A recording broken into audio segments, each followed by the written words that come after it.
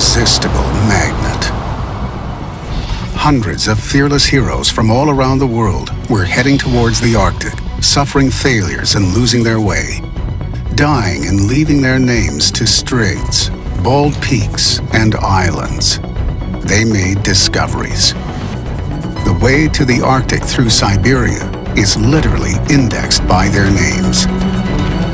The boundless expanses of snow and ice were hiding away untold riches. The permafrost kept the secrets of the planet. The explorers were looking for oil, gold, coal, and gas, straining to discover new trade routes. They were uniting nations. Taking a grip on the North meant that any country could discover a new world, change the map of the Earth, and gain a powerful influence. For scientists, explorers, and researchers, the North became a real challenge, overcoming the impossible, achieving the unthinkable. The Siberian expedition, led by Alexander von Middendorf, became an outstanding landmark in the history of geographical discoveries of the 19th century. Middendorf's expedition encouraged the establishment of the Russian Geographical Society in 1845. Remarkable scientists, great princes, heads of the government, benefactors among the industrialists became the patrons of the society, acknowledging its particular importance. Technical advancements accelerated the exploration of the Northern Territories. In the 1930s, all the population of the Soviet Union was following the proceedings of the Arctic expedition led by Otto Yulievich Schmidt. The disastrous sinking of the Chelyuskin icebreaker could have remained a tragic page in history, but it turned out to give impetus to the exploration of a new northern route by air. The Chelyuskin crew could only be rescued with the aid of aviation. The Tyliachi Island in Krasnoyarsk became the country's gateway to the far north. There were a hydroplane port and the only aircraft workshops in the whole Soviet Union, where planes were specifically equipped for flights in extreme conditions. The expedition team that had to rescue the Chelyuskin crew summoned Vasily Molokov, a pilot of the Yenisei airline from Krasnoyarsk. Later, the island was renamed after him.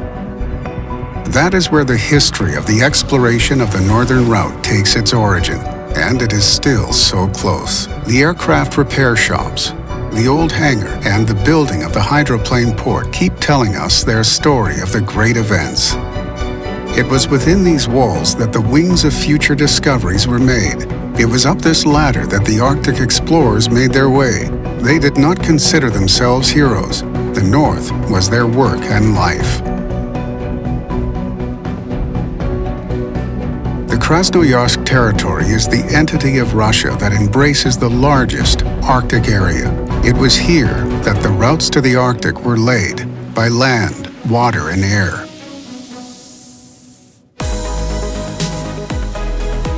In the very heart of the vast country, in the very center of the city, in the middle of the Yenisei River, there is an island that can become the Siberian headquarters of the Russian Geographical Society.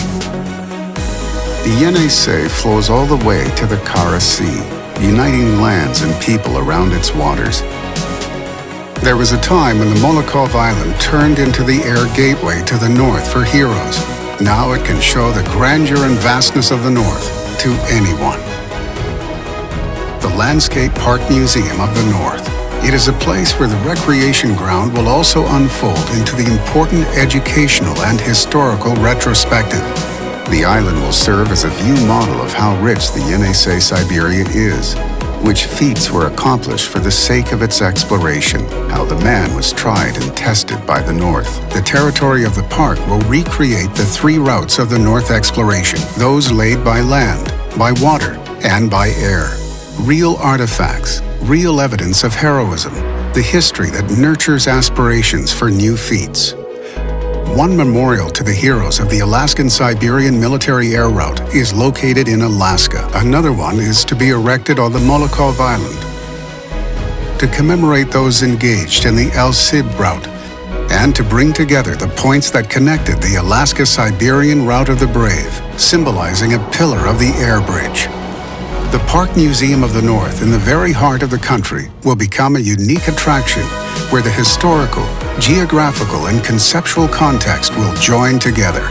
What do we feel when we say exploration of the North? It is faith in the power and spirit of man. The museum will incarnate this faith, reinforcing it with material evidence. The Park Museum of the North will become a significant place for the city, territory, country, and the whole world. A tourist attraction, fresh impetus for a new page in history. North, irresistible magnet.